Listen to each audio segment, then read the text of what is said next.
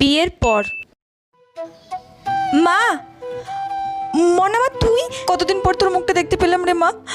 তুই তো বিয়ের পর থেকে তেমন আসিসও না। সবই তো জানো মা, তোমার জামাই কাজ কামের চাপে তেমন ছুটি পায় না, আর আমারও সংসার কাজের চাপে তেমন আশা হয়ে ওঠে না। মা শোনো না, আমি কিন্তু বেশিক্ষণ থাকবো না, দেখা করে চলে যাব। মনে শোন মা, আমি কিন্তু রান্না করেছি, দুটো খেয়ে তারপর যাবি। আচ্ছা ঠিক আছে মা, আমি এক্ষুনি ভাত বাড়ছি। মনা নে মা, খেয়ে নে।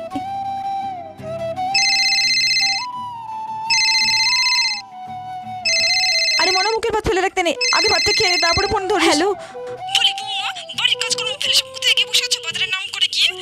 বাড়ির রান্না বান্না কি করবে? আমার বুঝি খিদে পায়নি? তাড়াতাড়ি বাড়ি এসে ওখানে রান্না বান্না শুরু করো। মা আমি আজকে আর খেতে পারবো না, আমি আজ আসি বুঝলে, আবার অন্য একদিন এসে খেয়ে যাবো। কিন্তু মনে কি হলো বলে তো যাবি? কি হলো কি জানি, মেয়েটা তো মুখের ভাত করে ফেলে দিয়ে তাড়াতাড়ি করে চলে গেল উটোপাটা করে। টুক্কা টুক্কা।